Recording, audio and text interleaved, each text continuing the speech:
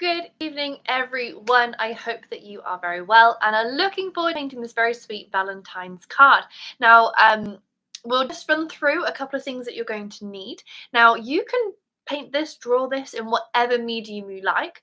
I did this one in watercolour, so I'll be using watercolour this evening, but you can definitely use like colour pencils, acrylics. You could do it straight onto a card if you wanted to. You could also use felt tip pens if you're doing it with like your children or something. There is literally, you can do whatever you like with this, and I will talk you through it step by step. So choose your medium, whether that's your paints or your pencils, whatever. I have got a tray of watercolors, something like this. They look very messy, and I'm just going to be using a mixture of like the pinks and the yellows and some of the reds as well. Obviously you're welcome to do any color that you like, any combination. So if you're using acrylics, you might want to just put a little blob of each paint that you're going to be using onto a palette for you to sort of mix together. And also you want to grab some tissue. Especially if you're using watercolor, tissue is going to be a really good thing to help make the colors nice and pastel, and also just to be on hand in case you get any drips or anything if you're painting upright. If you're painting flat, you've got a bit more leeway with any drippage because it's not going to obviously come down your paper. But always good to have this anyway, just in case. And you also want a jar of water as well. So I've got a little jar here. Preferably cold water. It doesn't really matter too much. So when I first did this one, you know what a heart shape looks like, but trying to put lots of hearts in a heart shape is actually harder than it looks without having a line drawn in first. So on my second attempt, I realized I needed to actually draw out a heart shape just to allow myself to see the actual shape and then fit it all in. It just made it much easier. So please do grab a pencil or something that you can just use to mark in the edges. You might want to use a ruler if you're using like a card and you're actually putting it directly onto a card. Maybe use a ruler just so you can measure everything if you want to be really professional, make it look really good. You can measure everything and divide your paper up into the right sort of sizes. One note, if you are doing it on an actual folded card, make sure you close it up first.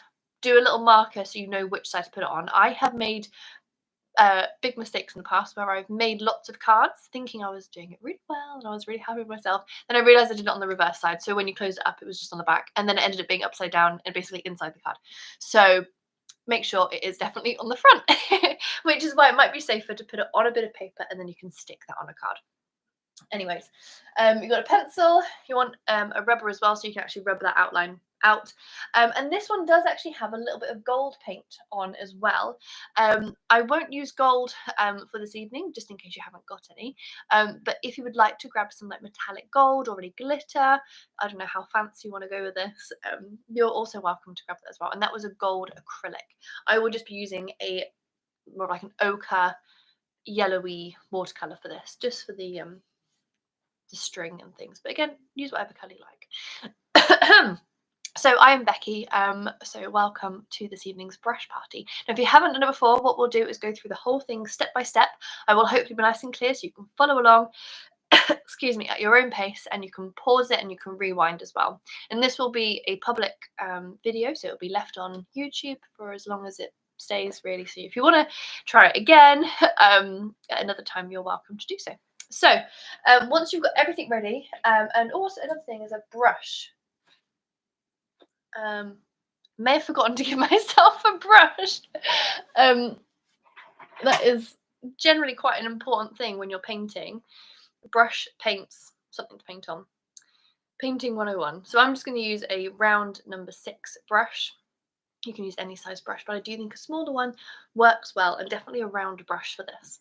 So when you are ready, what we're going to do is we're going to grab our pencil and we're going to find sort of like a third of the way down our paper or our card, and that's going to be the center point for the heart. So this little bit in here.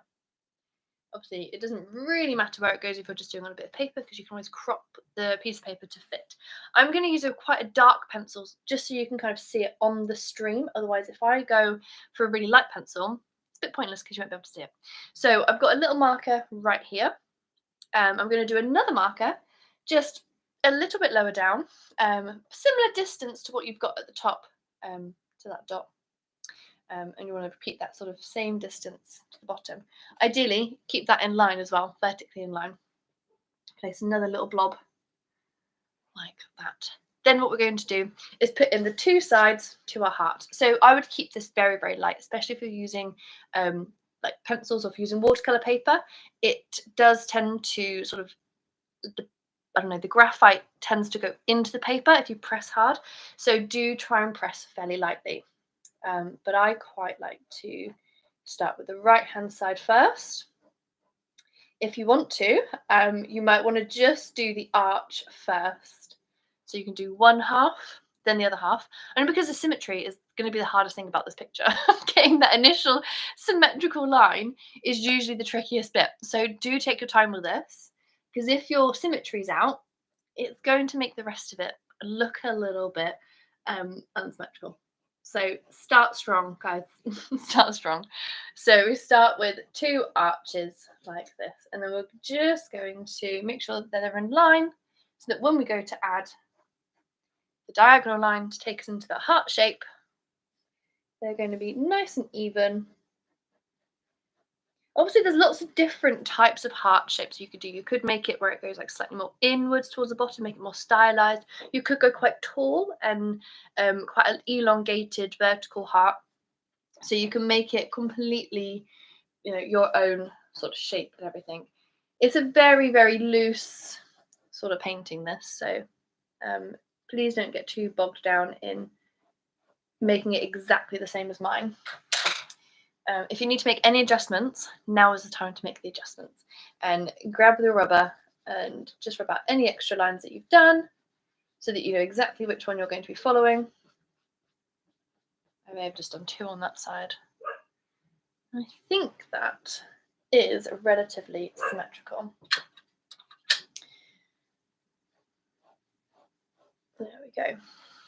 Okay, now we're basically going to paint lots of hearts inside this.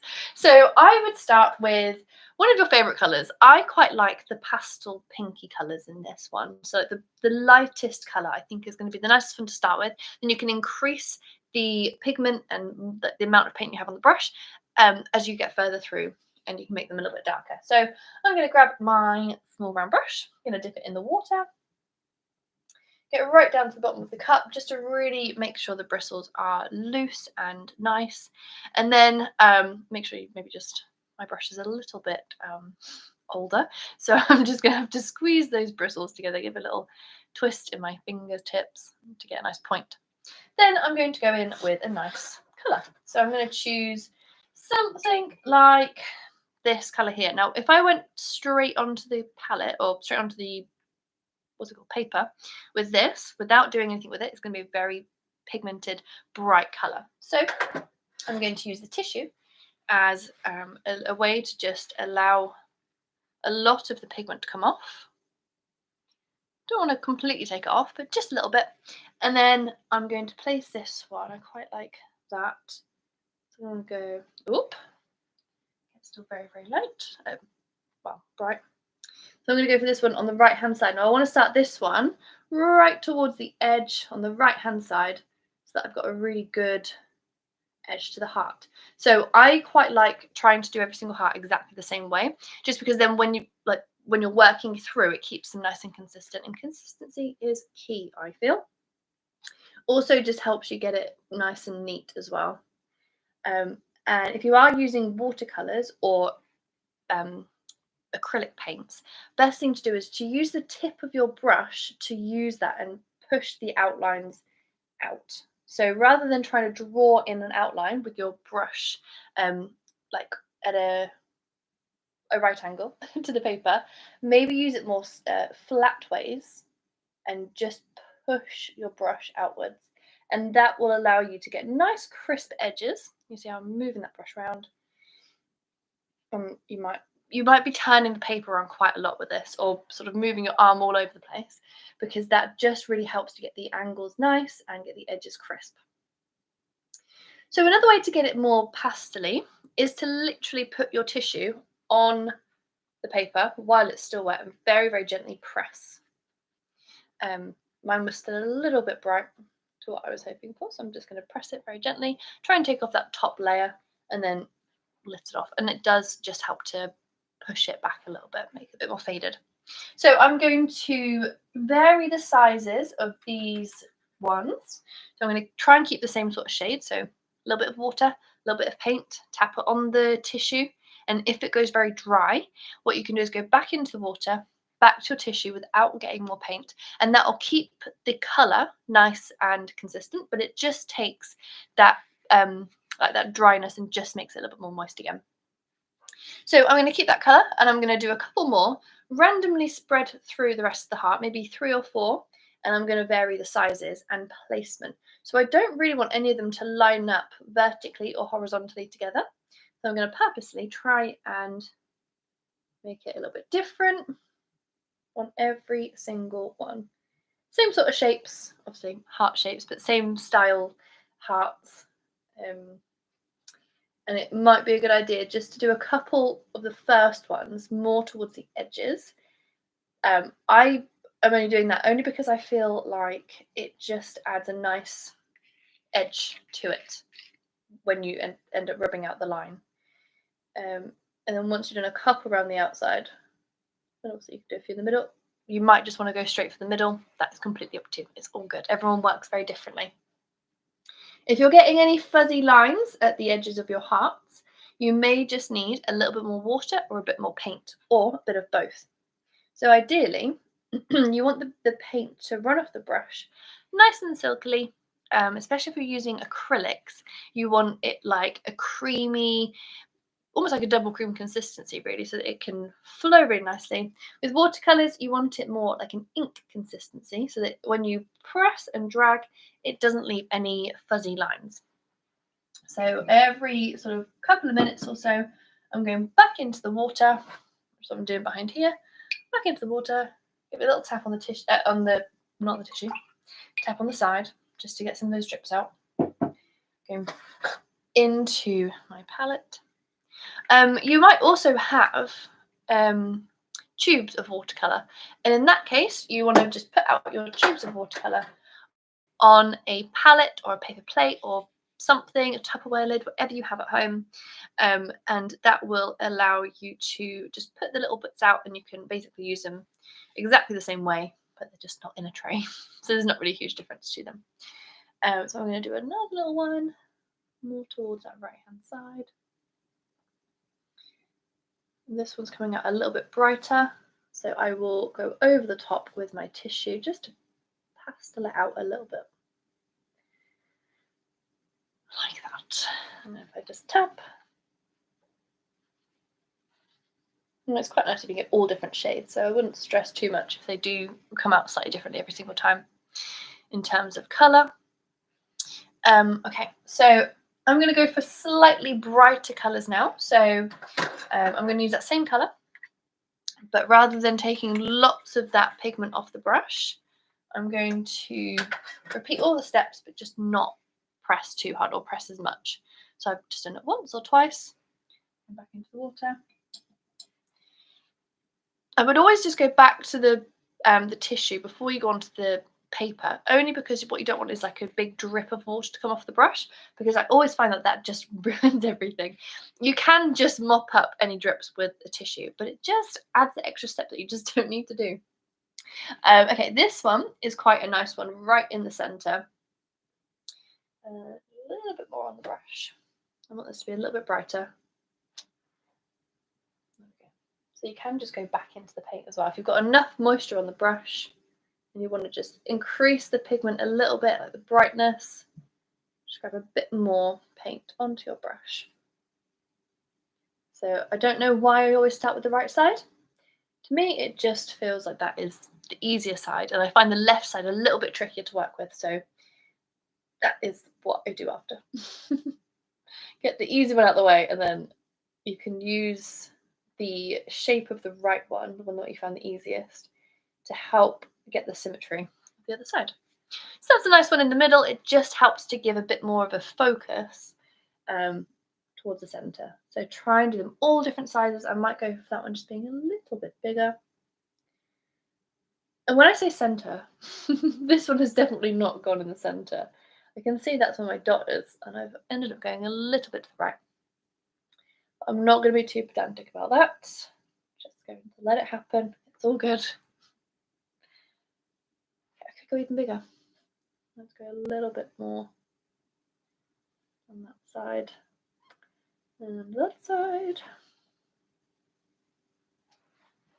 Okay, that's good. I quite like which one? This one down here is a very similar sort of shade as well. So I've got the water back on the brush, back into the paint. Grab your tissue, give it a little tap, make sure you're happy with the consistency and everything. So I'm going to go just to the side of that one, a bit further down, and I'm going to overlap a heart. This is very exciting. So I'm just going to literally just overlap the other heart, all the same sort of techniques, but the colours will come out a little bit brighter where you've got the two layers of watercolour overlapping. And that one's quite a big one. I might even add a bit more to the brush, I think. But I always go for the water first. I find that the brushes dry out quite quickly. So you do need to keep going back to the water every now and then, but just don't forget about the tissue. I always keep it in my other hand at the ready, just in case I need it. So if pink and purple and orange and yellow is not your thing, and it's a bit too Valentine's-y, you could do this in like literally any colour you like. You could do a whole rainbow of colours. You could do maybe just like blues and turquoises and greens, literally any colour you like. Or you could just do them all in different shades of red, which would be very lovely as well. So if you want to make the join, so where they overlap together, if you want to make that even brighter, what we can do is go back to that once it's dry. The thing with watercolours is that they are very, what's the word I'm looking for? A little bit temperamental. So they don't like too many layers when they're wet. They need to dry before you can put more on. Acrylics, you can probably get away with just doing another layer, making the colour a bit more intense, maybe mixing a bit of red into this and get that a little bit darker. But we will do that later. So if your colour isn't looking so much brighter on the overlap, I wouldn't worry too much. So that's what mine looks like at the minute. But I definitely want to go a little bit brighter later on. Okay, I hope that you're all doing okay so far. This is a bit of a speed one, only because it's a lot of hearts. So you can go at your own pace. Don't forget to pause it, rewind it, and just take your time with this. So please don't stress.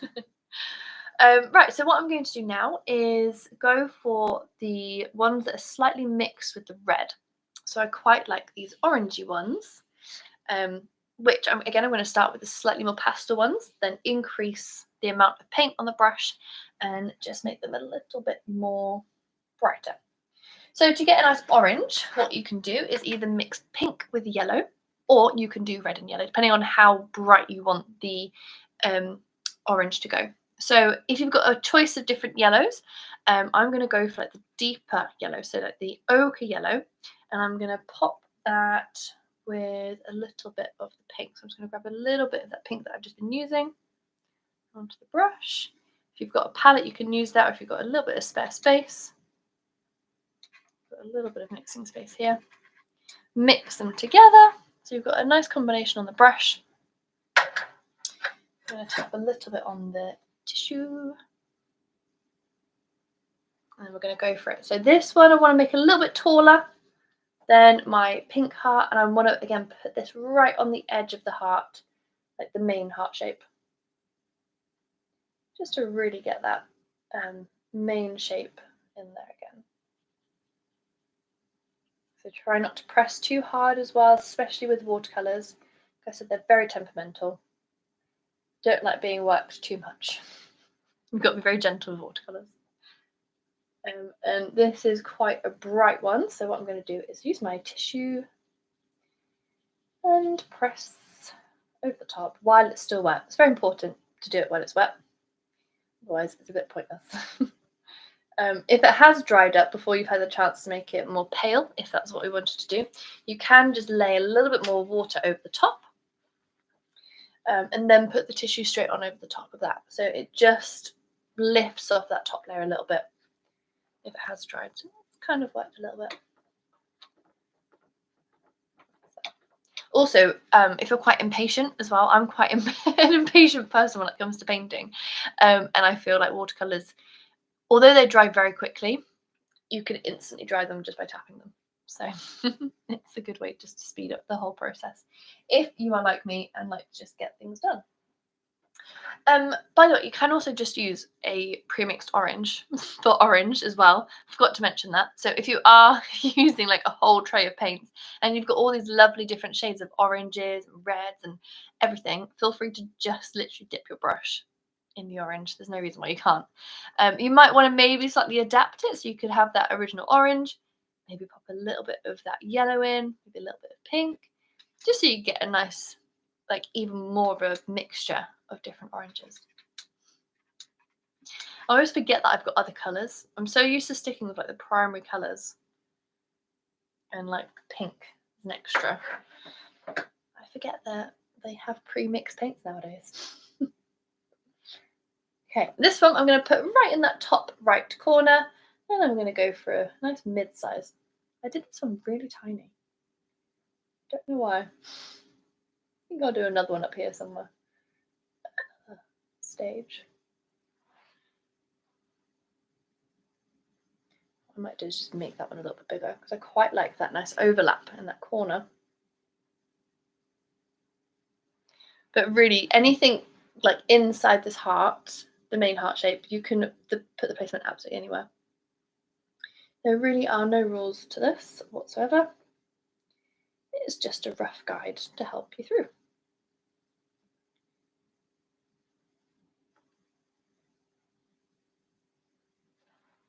There we go. Oh, that was a nice big one. Okay. I'm going to just press over the top of that just a little bit. If you want to get a smooth finish as well, make sure you've not got loads of creases in your tissue, like mine. I'm going very creasy. Okay, and I'm going to add more pigment to my paintbrush, and I'm going to go for this nice bright one on the right hand side here. A bit more water again, just so the bristles don't dry up. A little bit of pink.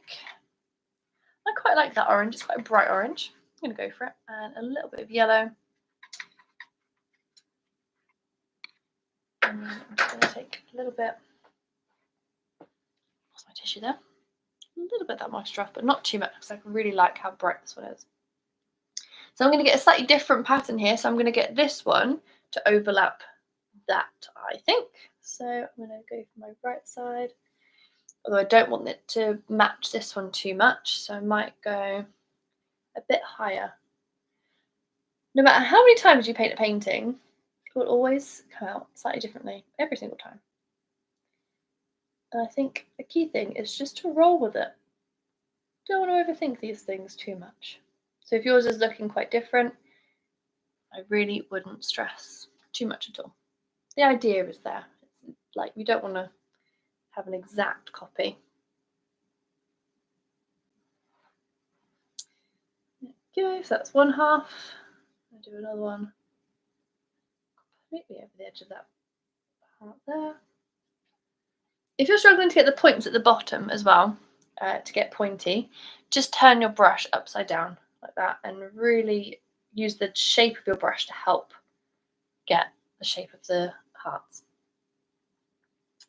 So going back to just using the tip of the brush, which is why you might find it easier turning them upside down and everything. And turning the paper around, not the hearts, I mean.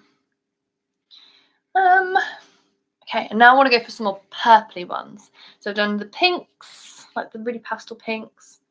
Done the orangey ones. Let's go for the really deep purpley ones.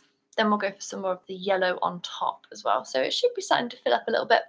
I've also got these two here, which are quite a nice, like, it's like a bluish purple, so we can choose a little bit of blue as well. Oh, also, if you are sort of painting along and you're doing something very similar, then it'd be nice to take some photos as you're going through so you can kind of see where you start, see like the mid stage, and then see the final product. So I always think it looks very different from the very first step compared to the last one. So do keep tabs on the pictures. It's quite nice. What did I say I was going to do next? I think I said did I say the yellows? No, purples. Was it the purples? I've got no idea what I just said. I'm gonna go for the yellows. I can't remember if that was what I said I was gonna do next. The yellows or the purples. Let's go for yellow because that's what I'm feeling right now. Gonna go into that colour. So if you have again the different types of yellows, you're welcome to choose whichever one you fancy. I do quite like an ochre yellow. I think it's a nice warming yellowy colour, but you can mix it with a lighter yellow as well. You also might have white in your watercolour packs. Now, you don't often use white with watercolours because it does sort of, I think it kind of takes that brightness away. Rather than like using more water, it just kind of dulls the colours down ever so slightly. But there is no reason why you can't use it. So if you're struggling to get the consistency lighter with like removing the water, just use the white. It's a nice way to compromise there. Okay, yellow, and then I'll go to the purple one. I'm going to do a nice big yellow one somewhere in this left-hand side, and I'd like that to overlap over on this left heart as well. But I don't want it to be exactly the same as this one. That's on the right. So, okay, colouring what I want is staying within the lines, which I'm feeling to do just there. If you've got quite dark outlines and you're doing your heart shapes really close to the edge, it might be worth just very gently rubbing out your lines a little bit, only because I find that once you've painted over them, it gets a little bit trickier to remove the graphite off paper. So I will definitely need to rub a little bit of mine out because I've got very, very dark lines, and apparently I'm not painting in the lines, so I will definitely need to rub that off. And if you're using watercolour paper, then I would try and use a putty rubber. So a good way to use a putty rubber is just to sort of knead it in your hand, warm it up a little bit, roll it on a table. It's literally like baking. Not that I'm a good baker or anything. You can like pull it apart just to get it to warm up. It works much better when it's warm. And what you can do is either press onto the paper and just sort of wiggle it about a little bit, or you can drag it. So dragging it is going to be more effective because it does just completely take off the pencil. So if you want to still leave a little bit of an outline in there, just do the sort of weird rocking backwards and forwards motion just to take off the very top bit of graphite. And if you have painted over your line and you're struggling to remove it, definitely don't go side to side when you're over the watercolour bits. Just keep tapping and eventually it should lighten up a bit. Okay, hopefully you can still see a little bit of my outline. Hopefully I've not rubbed it out too much. But at least we've got a little bit of a start going on there. So once you've done a little bit of rubbing up, we can carry on with those yellows. I'm going to go for that same sort of colour. I'm going to do a nice small one over on this side on the right. So it's quite a good one to sort of connect these random ones together. We haven't done very many small ones apart from this random small one, which I don't know why I did it so small, because that one is definitely a lot bigger.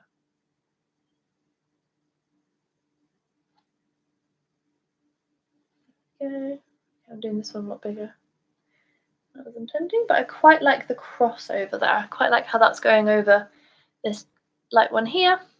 It's also going a little bit over that purple. Hopefully you can see that okay. That is quite a light colour, but it is nice to have that variety of different shades. Okay, so I am going to do one more of the yellows. even more paint on my brush, so I've got even more of that ochre yellow, and I'm going to join these two up. So I'm going to go a bit more towards the center. Be careful if you are putting two hearts quite close to one another while they're still wet. So I know that I've just done that yellow one, and if I go over the top now, it's going to just, the paint will just sort of bleed into it and it will just spread.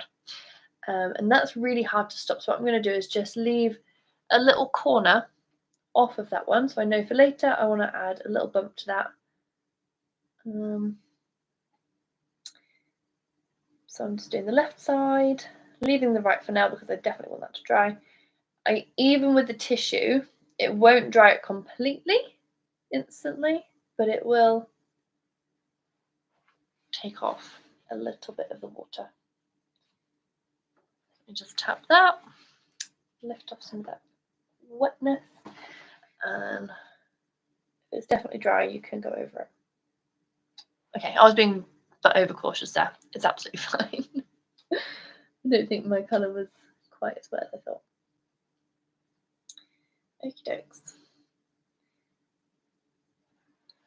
That's that. Okay, so that's my 3 yellow ones. This one down here is a very, very pale yellow, so I am going to do one more, pretty much just using what I've got on the brush, but tapping a lot of it off. I'm going to go right to the centre, right at the bottom, and go for one that definitely is sitting right in that base of the heart there as well, because that is just going to help to finish off the shape quite nicely.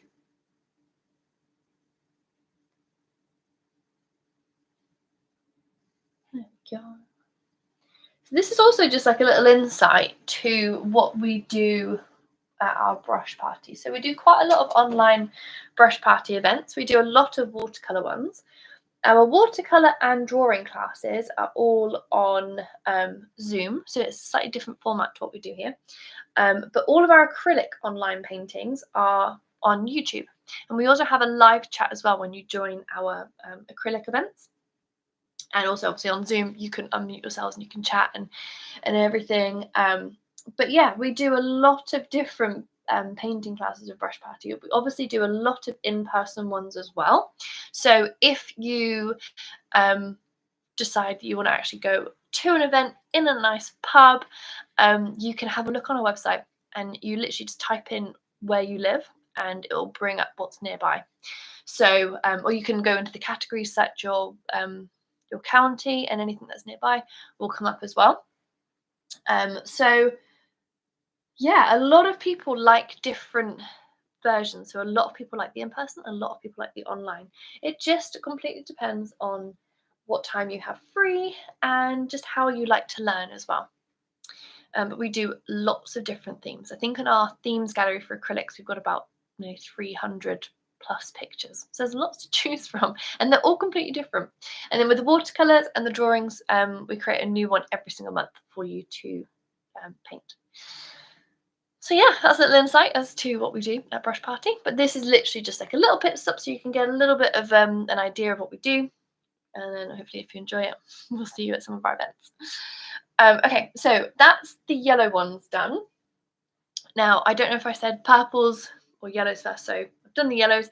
I'm now going to go for the purple ones. So this is where I'm going to mix a little bit of blue into my colour. So it's a very like plummy sort of colour. So I don't want to go for too much blue. So what I'm going to do is obviously I've cleaned off the brush and I'm going to pop it in the pink.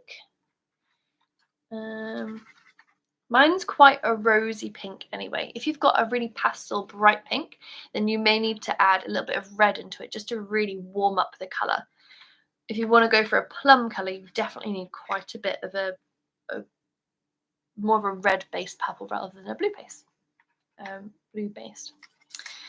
So I'm then going to go in with a little bit of a darker blue.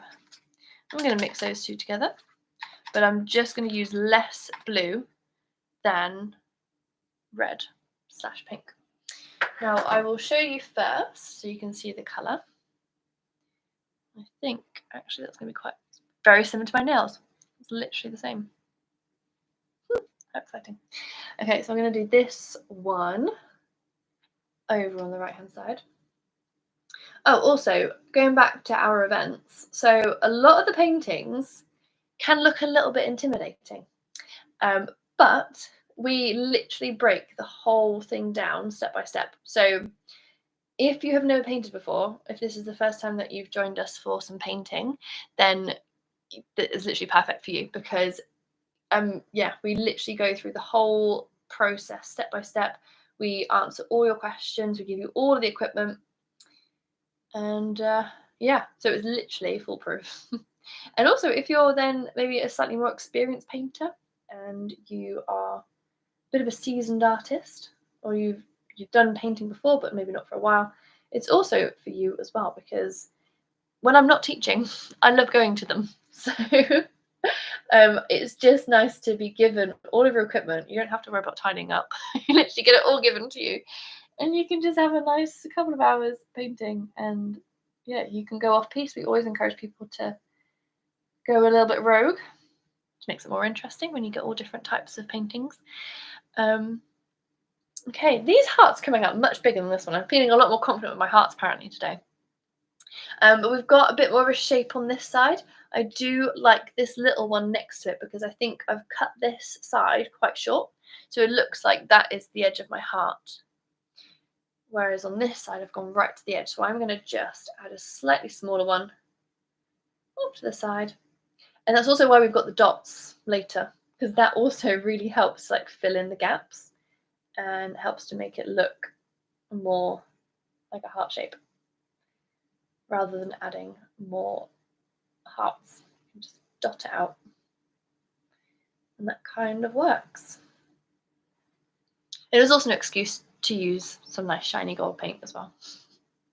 Okay, so we've got two more of those purple ones, and this one, just on the left side, is going to overlap my yellow and my pink one. I'm going to fill that right side in.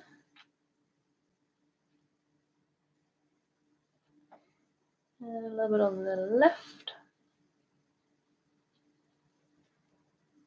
Oh, we also did do family paintings as well. So if you've got young children, we say like above 6 is usually a good age for our brush party events. But we do them online. We do we've got them in the Brush Party Club as well. Some of them are already on YouTube, so you can follow those along. And we do them in half terms in person as well. So lots of things that we offer. So hopefully we will see you guys at some of our events. Okay, I've got one more just over in this left corner. Hopefully I'm not going over that line too much.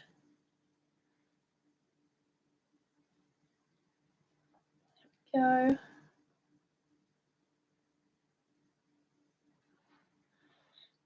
Okay, so that one's gone a lot higher. I think I need something like a few dots over this side just to really balance out those two. Otherwise we've got a slightly lopsided heart. And this colour is actually a really nice colour. If you've got two hearts that are overlapping and they are like pink or orange, you can literally use this to go over the bits where they join or overlap together. So I'm just using what I've got left over on the brush, and where I've got these two hearts overlapping, I'm just doing a very, very thin coat of paint over the top. And it just makes it a slightly more interesting design as well. Makes the hearts look slightly see-through. And this one as well, this colour might be a little bit dark, but I've barely got anything on there, so hopefully it comes out a nice colour.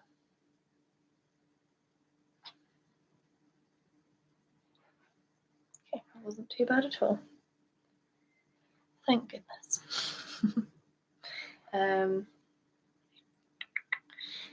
Might go for another layer on this one here. So I've got a really dark heart with a light one overlapping it. So I'm going to go for a little bit of a more pigmented version just in this top corner there where the two of them overlap. If I bring that closer, you can see. Got something funny going on over there.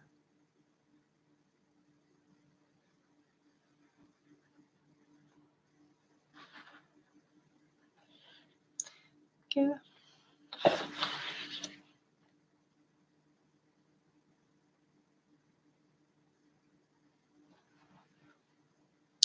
And have I got any more purple ones to add? 1, 2, 3. Nope. So I'm going to go for the bluey purple ones now. So dip your brush in the water. And now we can go for more blue mixed in. And you can use a little bit of white if you like. If you've got a lighter blue, feel free to use the lighter blue as well. That might be easier. But I'm actually going to use what I've used previously. So I've got my really dark purple that had more red pigment in it. Now I'm going to just add more blue to it. And I've used my dark blue, but I might just pop a bit of white into it. Look, my blue is quite strong. Could do so myself. It's quite a strong blue colour. There we go, a little bit of pink. Obviously, if you've got a nice palette, that is going to make it easy for you to see what colour is going to come out. But I quite like just testing it on the tissue. Also, watercolours are really hard to use on the paper palette, so using a tissue is quite handy. Okay, so I've got a really pale bluish purple. Looks very dark on here, but I have obviously added a bit more water, tapping on the tissue. And these ones are pretty much going to start filling in the gaps now. So try and maybe think about this step just a little bit more than we have done previously. So I'm going to put this one a little bit to the right here. Also be aware that if you're putting a blue based purple over the top of a yellow, it's probably going to have a slight greeny tint where those two colours overlap, because obviously blue and yellow make a green colour. And if you're happy with that, then you can proceed to overlap your colours. If you do not want green on this, then don't overlap blue and green, blue and yellow. Even if there is the red in there, it will still probably just go a little bit green. I don't mind that too much, but I'm not going to overwork that too either. So keeping my colours as consistent as possible. And I quite like this bluey purple actually. That came out better than what I was expecting. That's always quite nice when that happens. And then I've got another one up just to sort of balance out that centre point. I've got a big gap here. Again, try not to put them too in line with any others. Okay, that one I did really weirdly. I don't know why I did it like that. I've been doing every single one using the right side first, using the edge of the brush. That one I just drew it out. Not thinking about that one at all. So yeah, with the brush, you always, well, mostly want to be using the side of it, really. And that was just my palette of paints on the floor. So it's all good. I didn't get any paint on the floor. That's a bonus point for me. Right, so I've added a bit more water. My tissue. I'm going to tap my tissue. I want this one to be nice and pale. And I'm actually going to make this one here, my slightly flimsy, tiny, small purpley one that didn't really do a lot. I'm going to make that one into a purple one because that, I think, would make it look a little bit better.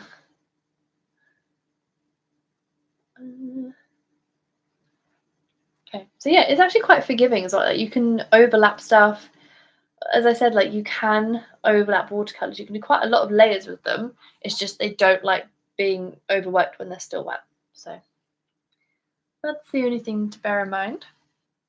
And those two colours are overlapping in a slightly different way now, so I need to sort that out.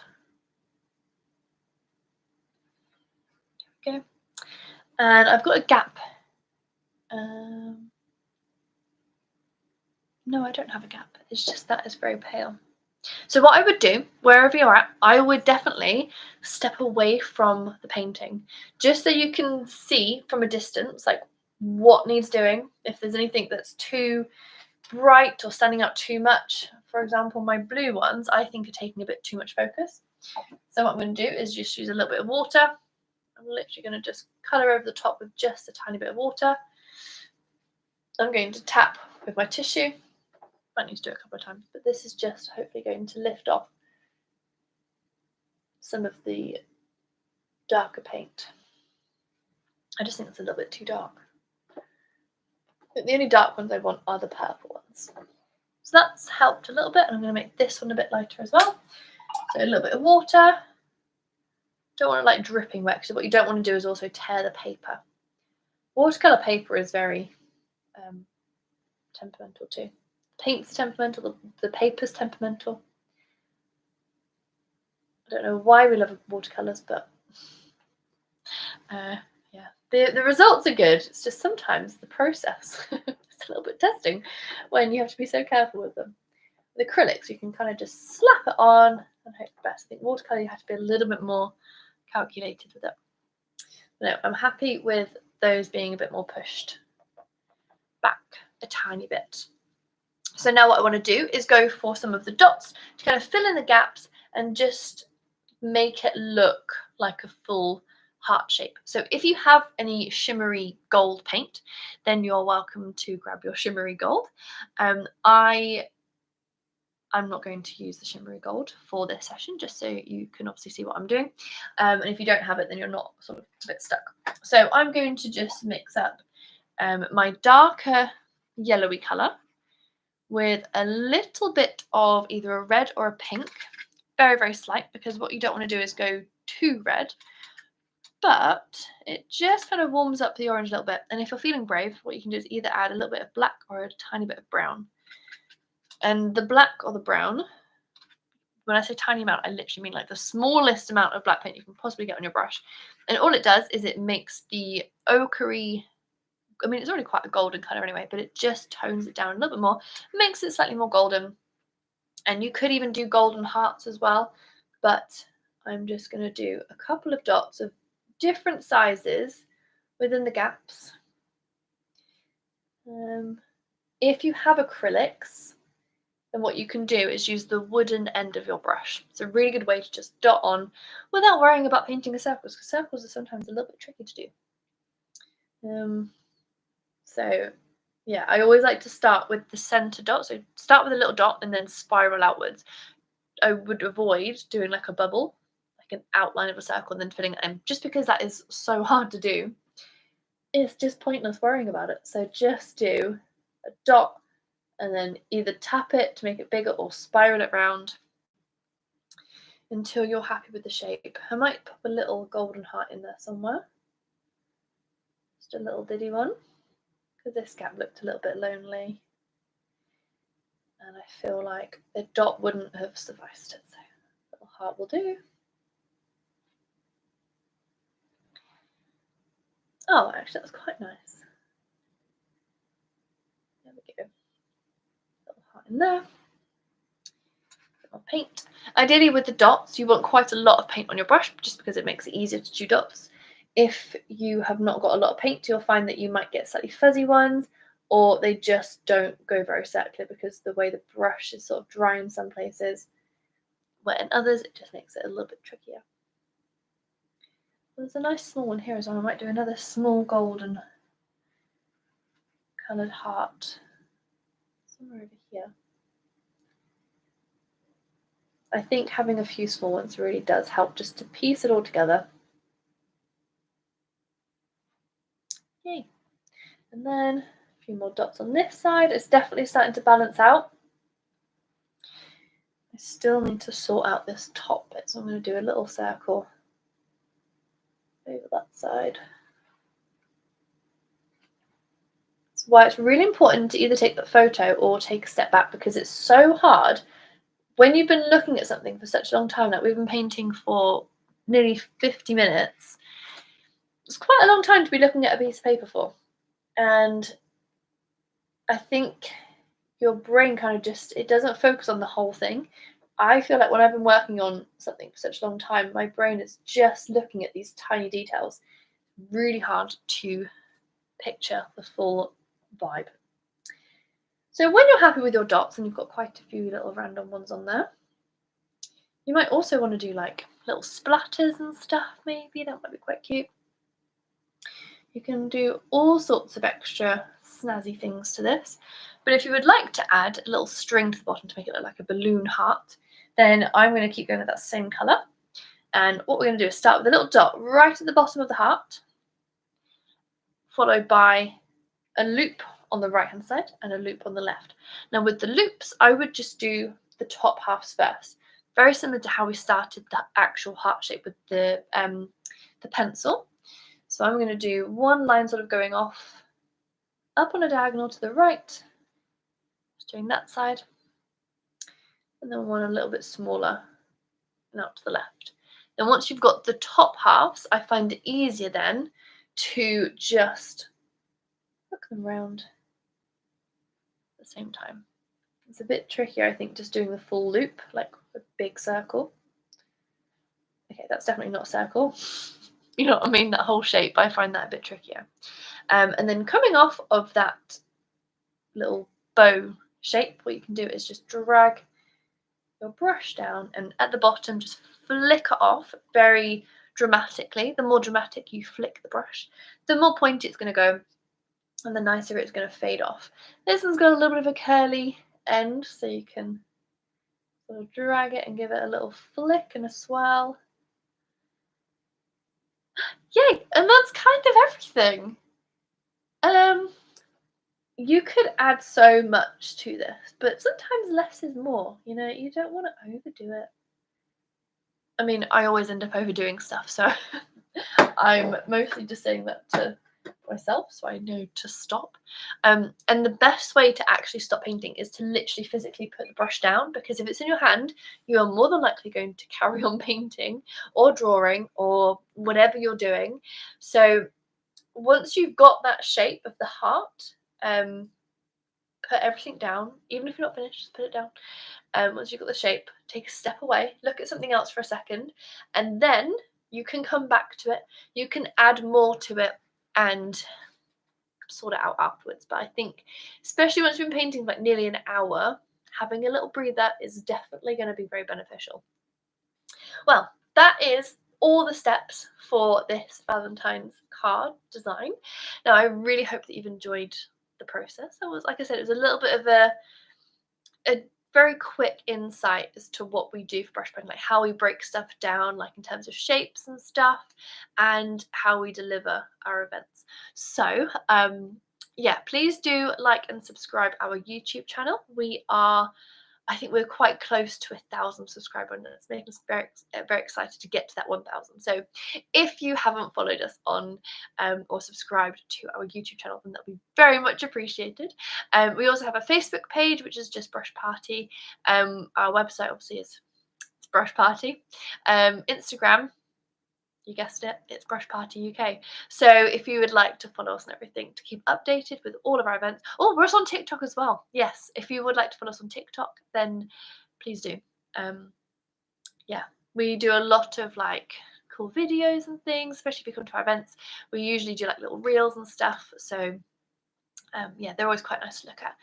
Anyway, I will stop waffling, and I look forward to seeing these. So if you do like your design and you've been taking those photos, definitely take a photo of your final piece. You can either post it on Facebook or Instagram or wherever you've got. You can tag us in it, and then we'll be able to share it.